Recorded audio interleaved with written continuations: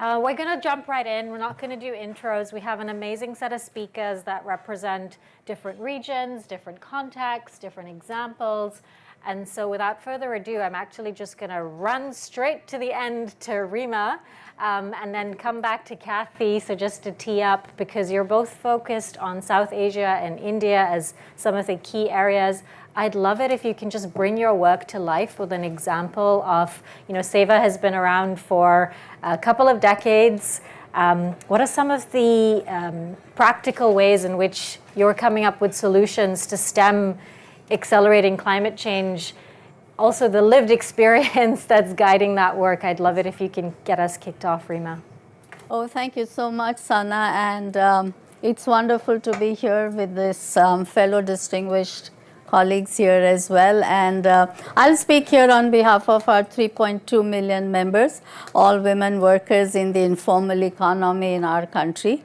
And as we all know that climate shocks are disproportionately affecting these women workers. And as Sana just mentioned, I will bring their voices into the room. And, she's a construction worker, and when the heat temperatures go up to 47 degrees centigrade, it is impossible for her to work at 12 in the afternoon. Her tools become so hot. The sandbags or the cement bags that she has to head load are so hot, and plus there is no shade, there is no water available, and therefore either she quits her work and sits on the side for a couple of hours, or she continues working and then she faints from the second floor and falls, and which means that she's not able to work completely for a few days altogether. The second reality is of vegetable vendors. She's sitting on the floor and selling fruits or vegetables. It's so hot, 50 degrees centigrade. The platform that she's sitting is hot. It's so hot up above, and plus, the fumes from the traffic which is going by. And her produce is getting spoiled. Her customers are getting, not coming, and she's losing out her income. Plus, her produce is getting spoiled.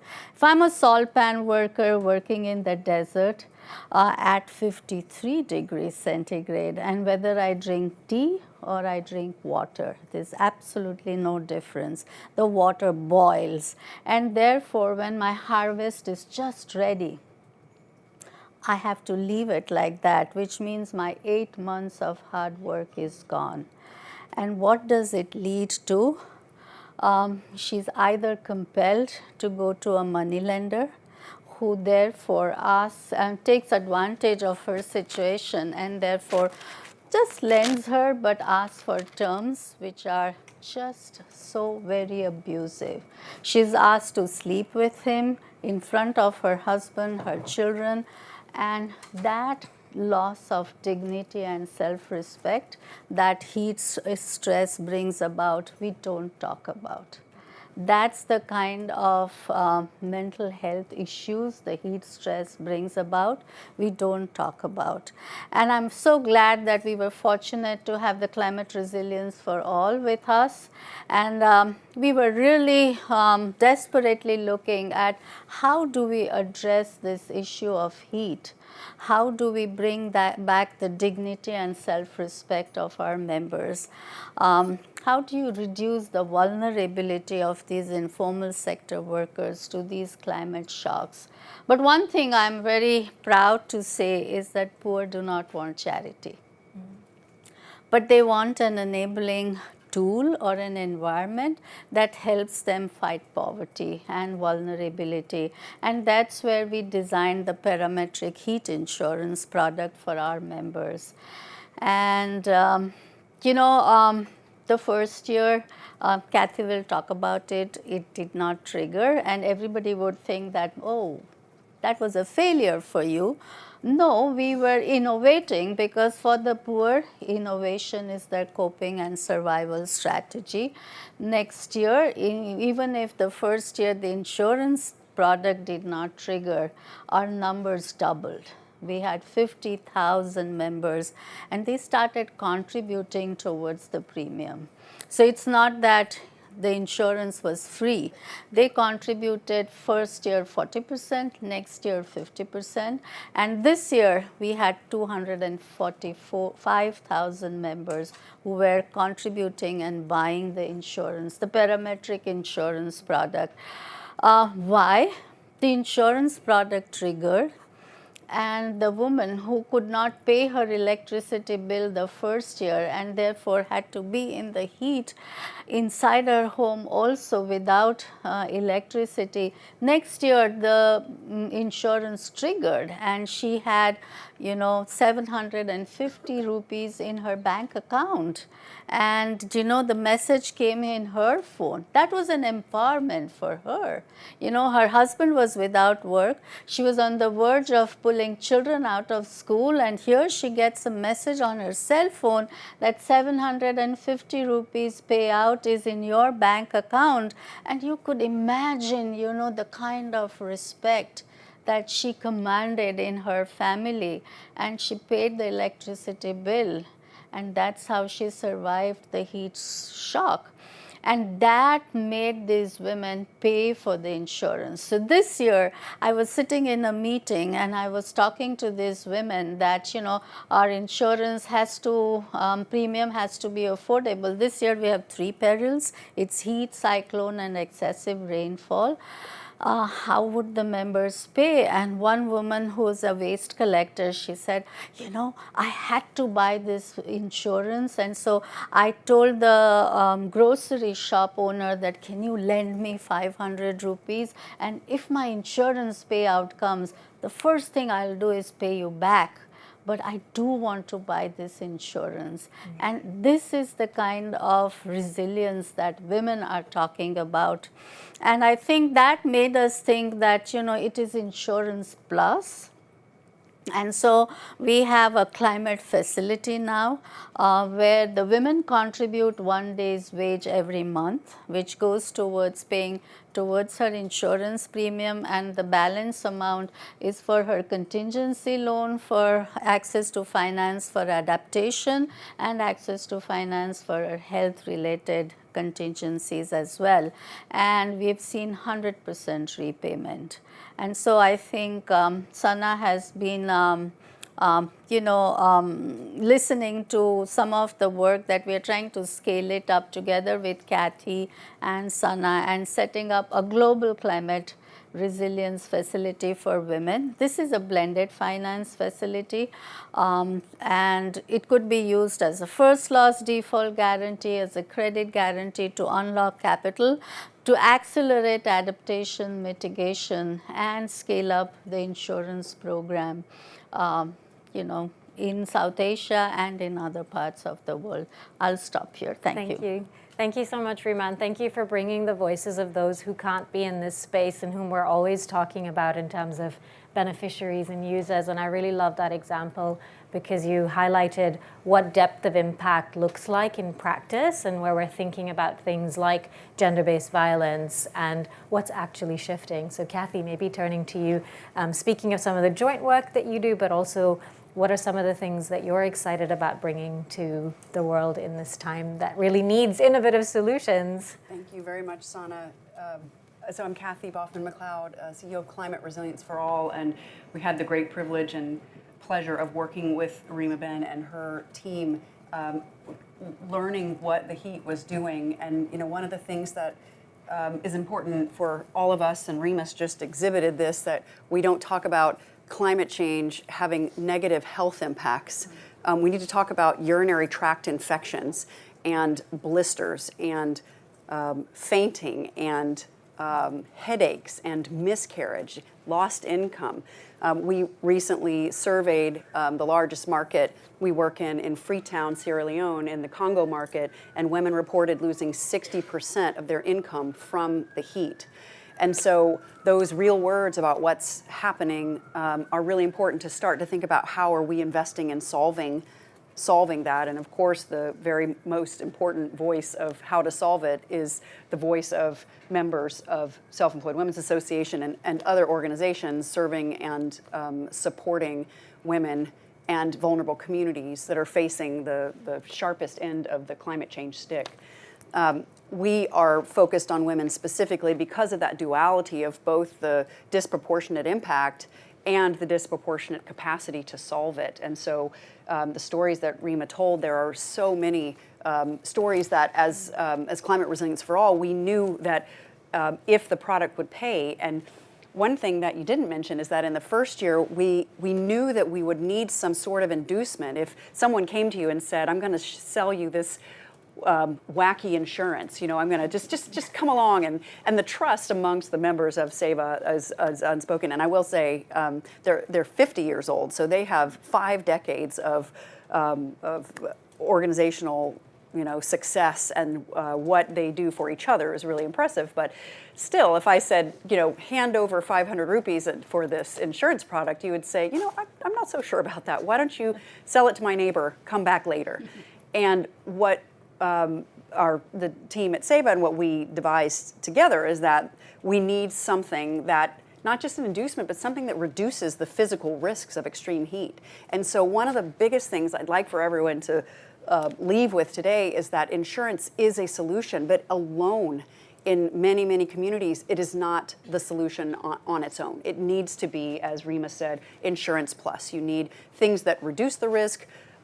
Women can hold some risk, and then you need to transfer some risk. And that's not genius, but it needs to be packaged. And when you think about a big investment in either insurance companies that provide this insurance or in entities that are providing the services around the insurance, and there's a lot to talk about the data sources and about the health impacts and the evidence base that supports how to best calibrate a product. And just, I'll wrap this up, but if you think about one of the head loaders or a market vendor who's standing on the black asphalt, the product that triggers when she is going to get paid when it hits a certain temperature, the temperature gauge is 50 kilometers away from where she's standing. So we, and Rima and partners at Harvard University are testing what would a Fitbit, a wearable measurement of her heart and her experience with the heat. And our ambition would be to calibrate a financial product to that, not to the 50 kilometer away weather station. And we need a forecast-based product. We need a product that pays on the forecast and when you get the prediction of the heat, or at least half of it, and then pays out after the event happens. Because money beforehand means immense, immense power to plan and rearrange and protect yourself. But back to the physical equipment, what the members said is that we need umbrellas to trade in the shade. We need solar lights to farm at night when it's cooler. Men can go work a shift when it's cooler. Women need to take care of their kids. And so what are the tools that are going to help reduce your risks and protect your health? And so those are some of the important elements. And Climate Resilience for All has partnered with other organizations networking and supporting women in Ghana, in Freetown, in Sierra Leone. We've just begun a program in Thailand with motorbike riders and the massage parlor workers, and with a group called HomeNet. And so the idea is that we can quickly scale an approach that is combined. And when you think about investment, which is why we're here, where are the cash flows in this for something that is sustainable?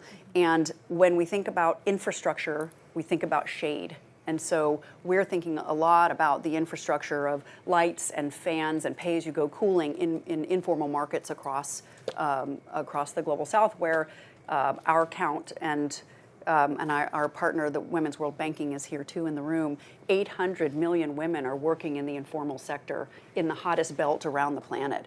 So this is not a bespoke little group of people. This is, and the power of these women having the tools and the agency and the choice that Rima described will be incalculable in its benefit for us. And this is a very sound investment. Thank you very much, Kathy. And I think that some of the points that you reminded me of what Lori and Leslie, thank you. We're talking about in terms of measurement, and yes, there's a need for like standardization, but also contextualization. And yes, it is hot. And then it brings up, which I'm sure is on our minds, the whole shifting data landscape and the role of AI, of course, in these times, and how maybe you can make some of that easier. I'd love to switch actually to our online panelist, Joe, and then I'll come to Melis. They both run funds in Africa, so we're moving a little bit along the capital spectrum. And actually, Joe, I'm going to go off script and say, tell us in a sentence about your thesis and give us a portfolio example of something that's really bringing that to life in terms of where you're pushing the boundaries on resilience and adaptation. Thank you, and great to be with all of you virtually. So Gather Ventures, we back companies and organizations that create climate resilience and drive asset creation for women and girls across Africa. This peace and asset creation is important because as a Kenyan woman, I only gained the constitutional right to inherit land in 2012.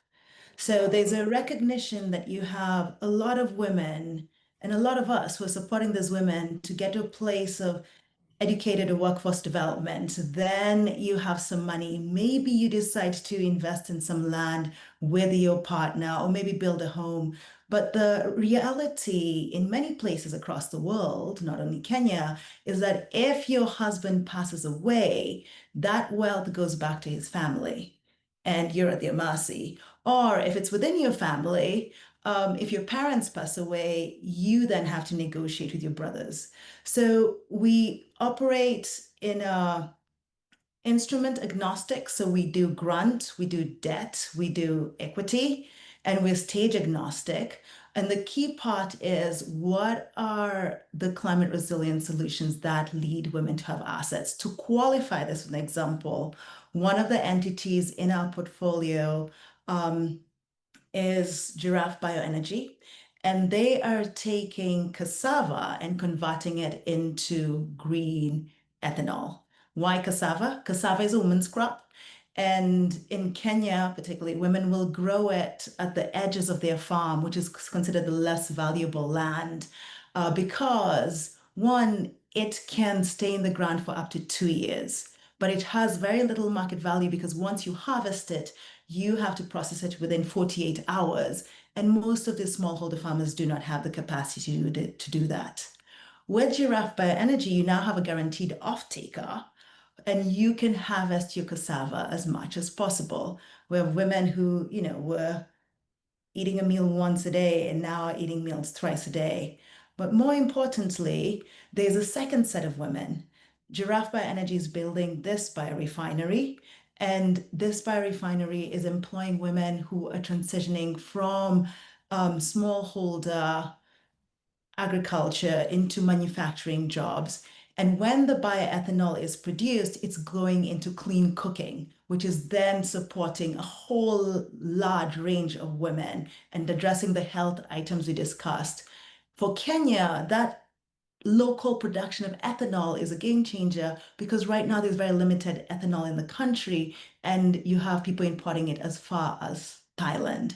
Now, Gather's position in this is we have grants that support the women with their agriculture and best practices.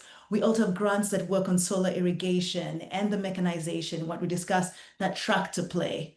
We have debt, that is the farm equipment that goes in at very low interest for the nucleus, but we also have an equity stake in that parent company, Giraffe Bioenergy. And the play for us is not only as investors to have this exit, but we also do an intentional carve out of phantom shares that are the equivalent of employee stock owned programs, but work for these end stakeholders as farmers.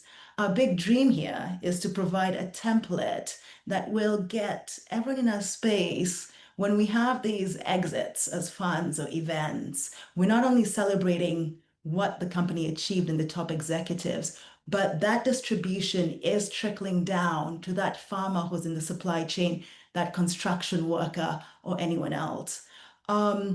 We look at 3 sectors. Agriculture is the largest employer of women, and both construction and tech as the 2 fastest growing industries, but have the fewest women in them. And in every deal, that piece of coming back, what is the asset that a woman can hold on to, no matter what, in her name, whether it is the stock ownership, whether it's the irrigation equipment, whether it's the welding tools as a construction worker, and what are the rights that we need to couple this. So in certain cases, you have women getting their ID cards for the first time, and both the sense of pride that comes with, I have this in my name, versus the longitudinal intergenerational wealth that we're not only solving for women now, but those women can pass it on to their daughters and their daughters' daughters. Thank you so much, Jo, and really for bringing to life what it looks like to support from the ground up, plus that full spectrum of capital approach, because it takes all pieces of the toolbox, and it brings to life, I think, what a just transition strategy also looks like in practice. Melis, you and the team have been at this also for a long time. Can you share a little bit more on the Catalyst Fund strategy, and maybe even speak a little bit to the depth at which you're able to go from a measurement perspective and bring it to life with a portfolio example? Absolutely. Thank you, Sana. So we are the Catalyst Fund, and we're a venture capital fund and venture builder investing for a climate resilient future in Africa. And I think it's safe to say we were the first fund with a sole focus on climate adaptation and resilience in Africa, and also the first one to go as early as we do, because in this space you have to take risk. It's a nascent ecosystem. The solutions that are going to make a difference for women and girls and more are just being built right now, and we needed to be able to stimulate, right, this ecosystem of innovation. So we invest pre-seed to Series A, and we also don't just invest capital. We realized from years of experience doing this, because we had 2 funds before this last one that just focuses on adaptation, that capital was only one side of the equation. What you really needed was hands-on venture building support that helps these founders, these entrepreneurs that are building the solutions that Kathy was talking about in markets, in our case in Africa, to life and to scale. And it needs to be done by a team of operators who have that market understanding, who understand what it takes to scale a venture from that idea, or we call it from seed to scale, right? And in that journey, there's a lot of twists and turns in the road and a lot of challenges, and having a team that sort of walks alongside you is extremely critical to enable a larger number of them to succeed and grow. So our approach from the beginning had been to look at which are the sectors that will lead to climate resilience outcomes, and which ones are those where there's going to be benefit for women and girls. So we integrated a gender lens in a structural way in the portfolio at 3 levels.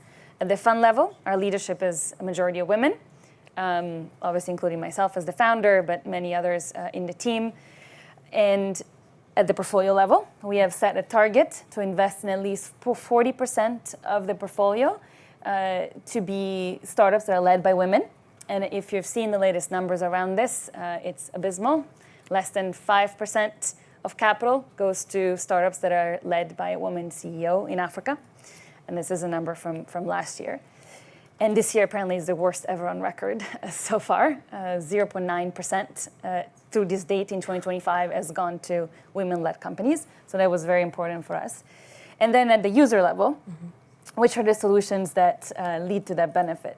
So in our thesis, we look at sectors such as climate fintech, primarily climate insurance. That's very exciting to us. So I'm so glad you're de-risking the innovation at the front end.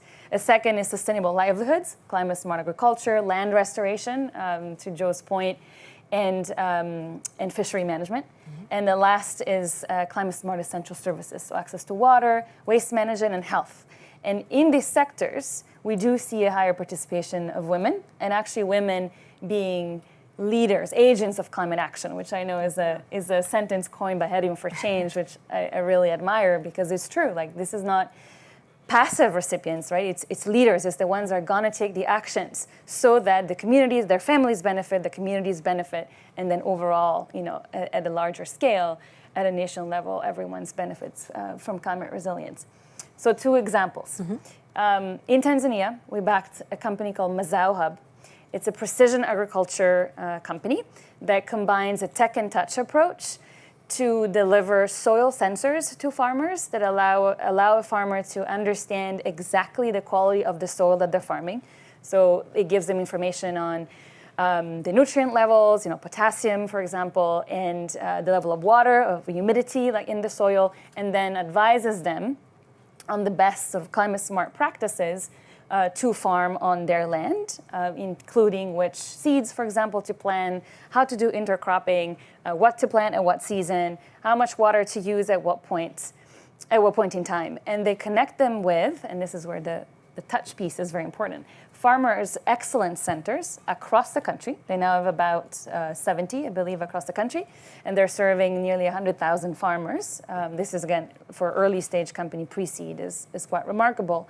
And there they have agronomists that then are able to interpret the results from the tech and give them access to, say, drip irrigation systems or even tractors, like things that modernize the agricultural process, but in a climate intelligent way.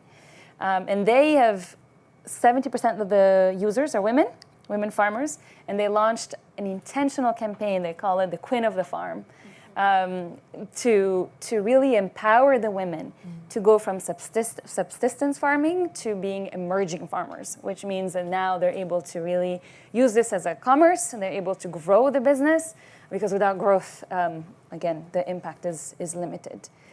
So it's one that I'm really excited about, but there's many more I could tell you. We've backed 24 companies to date across 9 markets in Africa. Yeah.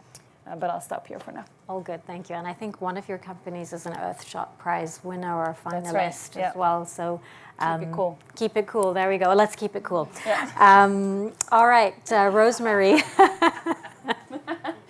Rosemary, there's many things, many directions we could go, but maybe I'll ask you to put on your hat where you focused on Southeast Asia, Asia Pacific, for an example in that context of where this really local contextualized approach is helping to get at the heart of what's needed on the ground. Yeah, for sure. I wanted to just pick up also on the point around the amount of capital going to women. Most of you in this room know the statistics around that, but in developed markets like in Australia, which is my home, not less than 5%, less than 1%. Yeah. And consistently. So clearly these things tell us something needs to shift. One of the hats that I am very proud to be associated with is Swift Capital, which is a women-led private equity firm based out of Singapore, founded by Jennifer Buckley, who some of you will know, a very experienced professional in private equity. And I wanted to highlight 3 dimensions. One is the approach that we take, because across Southeast Asia, where Fund 1 is, obviously the issues that we've talked about here today are all writ large. There's great need. There are lots of people affected in different ways across different climates and levels of development in their countries. But there is also such great potential, and for those of you who've been there recently, you will have such ambition and aspiration. And so we have really pitched Swift to be investing in the potential of women and the region. And that is very deliberate and around focusing on 3 key strengths of women. Where women are looking at the need in a different way and coming up with solutions that are more relevant for their communities. Where women take a different approach, including as they are becoming more powerful consumers and choose to spend their money on different things, prioritising different things for their families. 90% of women in the region, for example, are more likely to prioritise health and education and healthy food for their kids and families, relative to current stats of around 30 to 40% for men. And the social capital elements. And we know from the research that the social capital, the fabric of that, helps people building the resilience, the capacity to deal with some of these climate shocks, not in a perfect way, but in a way that we know. And if you're interested, fascinating research from a guy called Daniel Aldrich, and looking at the difference of some communities that in terms of social capital relative to some of the more physical infrastructure. The second thing about SWEEF is that the investment thesis and the impact thesis are designed to be mutually reinforcing. So not just complementary, not just working together to give you both and, but actually the more and better that you target the type of investments that we think create value, the more impact you create, the more value you're creating in the businesses. And the focus of Fund 1 is across thematics of health, education, sustainable food systems and consumption, and increasingly, rather than climate resilience even being a fourth pillar, it's really integrated in them. So, for example, one of the portfolio companies, Techie, which is working with kids K to 12 on STEM education in Vietnam, in a country where there traditionally hasn't been the same level of science and maths embedded in the curriculum. And they're doing that through both extracurricular activities and bringing girls into that from really early ages, around 5 or 6 years old, as well as providing an outsourced capacity for schools that don't have that kind of science. Girls that are climate literate, that are science literate, that have those ability can be contributing in different ways and bring their different approach into the way we think about climate. Of course, it's not only around that. More resilient supply chains, the health business that is making value-add products locally, heart stents, for example, the other kinds of products that are going into hospitals. They're working with the local consultants, and they've built resilience, including through COVID, where they were able to supply directly and they weren't affected in the same way by the supply chain shocks. An ice cream business in Indonesia, building sustainability in the supply chains with some of the farmers, but also encouraging know-how from outside the country. They've got an arrangement, for example, for supply of Valrhona chocolate, and Valrhona is building and growing plantations now in Indonesia for the first time to have regional capacity and bringing their know-how around how they do that. The third thing is that for every business that SWEEF invests in, a tool is applied called the gender ROI. The gender ROI is obviously the play on the acronym, but it also stands for resilience, opportunity, inclusion. And the horizontals that we work with are women in leadership, not just as owners of businesses, and sometimes they're not the owner of the business. It's about the leadership pathways for women. In so many of these areas, women are the preponderance of the workforce. So the second horizontal is around workforce conditions. The third is supply chains, both in terms of suppliers, also in terms of consumers and design, and meeting the needs and appealing to women in the communities. This is a vast market often, and the potential for growth. And then the issues in society, gender-based violence, climate change being hardwired in. And SWEEF works with every enterprise to use this tool not only in due diligence, but to build it into their growth and development plans with the expectation that all of the ventures in the portfolio will be performing in top quartile by exit. So it's hardwired into the value in these businesses and the way they do business.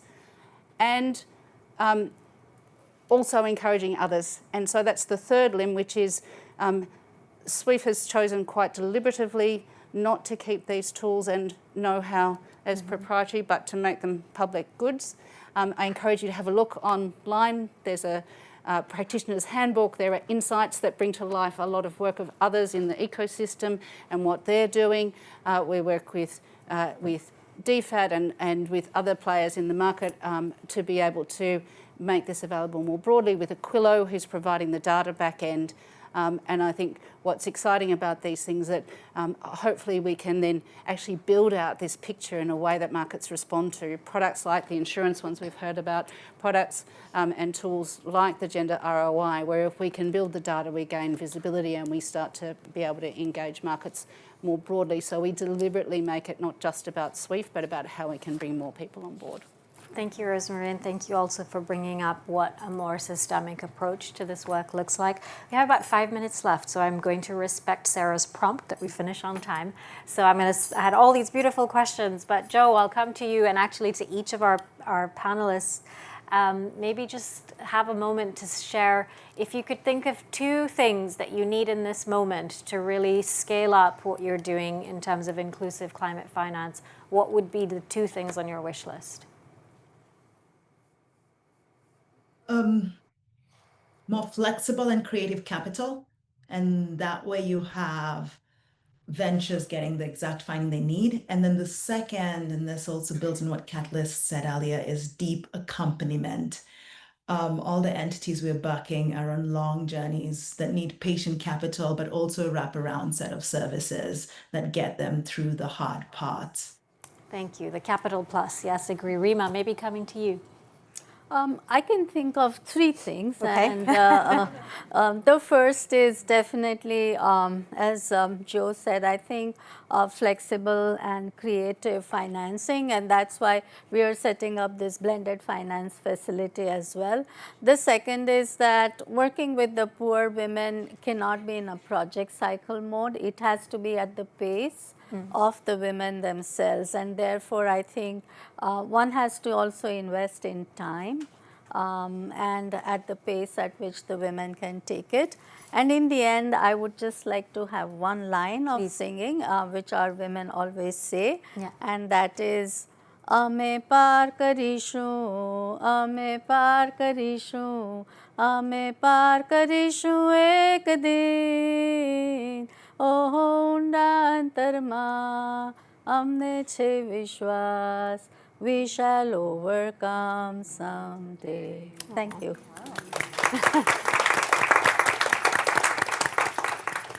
Thank you. Rosemary. So I won't be as tuneful as Rima, but I agree with what everybody said and things. But I wanted to focus on 2 things that I think are a little different. The rising power of women as consumers, set to be 75% of consumption decisions by 2028 in Asia. The rising power of women as investors with the transfer of wealth that's going on. 47% of wealth in Europe, already over 30% in the US, expected to double by 2030. 70% of those women who inherit on the death of their spouse move their money to different advisors. They ask for different things. So the voices and choices of women in the next 5 to 10 years, for me, if we can mobilise that, we will shift the dial. Amen. Yes, snaps for that. Kathy. 2 things and a song. And a song. Everybody has to sing now. Yeah. So the first is we partnered with Emily Mazzacarati at Tailwind, and many of you know Emily as the founder of 427, and we created a adaptation finance primer. And the primer, it's not a playbook and it's not a taxonomy, and there's a lot of that available, but it is a look at, and I hadn't thought about it until just this conversation, that it might be a more female lens on adaptation finance, and it includes household income as part of the capital stack. And so we interpreted the capital stack not through commercial investment perspective, but through what's actually happening. And so when Rima's members, and 245,000 of them, put in 500 rupee toward 40% and moving to 50% of a year-long contract, that's household spend. That's adaptation finance. Loss and damage, disaster risk financing mechanisms, the parametrics. And so this primer is expanded. And so the ask or the need is that we expand our thinking about that. And that is serious capital that women are putting in. And when priorities change or authoritarian regimes take over big, once democratic countries, then you have women back on their own. And so that sisters need to do it for themselves, and that means household finance. And so looking at that for what it is. And I'll just count that for 2. Thank you, Kathy. Melis. Staying on the concept of capital continuum, I think as an ecosystem, and especially for the allocators, it's really important to be intentional about building that continuum from early stage to growth stage, because otherwise what we keep seeing is fall points where companies that were fantastic ideas are not able to then really graduate to the later stage capital that is going to take them to scale and obviously greater impact. Yeah. And particularly in that continuum, maintaining the intentionality of backing women founders, because what we've seen in the latest data, it just came out today from Africa the Big Deal, which is a database like Crunchbase for Africa only, that in Africa it's not a pipeline issue. Since 2019, of all the deals that have been backed, at the pre-seed stage, 15% were women-led, so by a women's CEO. But then if you look at the Series B and C stage combined, only 5% were led by women. So there's a clear, I think, call to action for also later stage investors, or even for investments that happen at the follow-on stage, right, to continue to have that intentionality if we really want to continue to back women in the climate fight. And then my second wish is to tell success stories. Yeah. It doesn't mean that at this point it's all about exits. We know it's an early ecosystem and we will tell those stories, but even the gradual and incremental successes, which companies are profitable, which companies are raising their next funding round, which companies are having an impact in their communities, and really shout that from the top of the rooftops, because we don't do that enough, and that I think is contributing to more doom and gloom on this space, and also less capital going to specifically climate adaptation and resilience. Yes. So those are my two wishes. Thank you. Add one short one. I think we have to acknowledge the operating environment that we are in and the backdrop of what it is to do this work and what it means in terms of continued unchecked climate pollution and the effects that it's having in this geopolitical backdrop. Absolutely. And I hand that now to you, Sana, to yes, context take that matters. from me. Yes. Context matters. We have to, of course, acknowledge the backdrop in which we're operating. But I think that as we heard from our amazing speakers, and I'm sure many of you in the room also have fantastic solutions that you're working on. And Joe, thank you for dialing in online. And for anybody who's online as well listening to this, I think we have the ingredients that we need. We know this. There's no dearth of capital. Every time we say there's a lot of capital, it's like, where is it going? To what source? I think we're finally, Climate Policy Initiative just came out with its latest report on what that gap between like fossil fuel subsidies, and I think now capital for climate finance is 1.9 trillion as per the latest report. We have our work cut out for us, but we need collaboration, we need agency, and I hope each of you leaves this room and online knowing that you have the agency, we have the power, we have to do this together. So thank you for being here, and back to you, Sarah.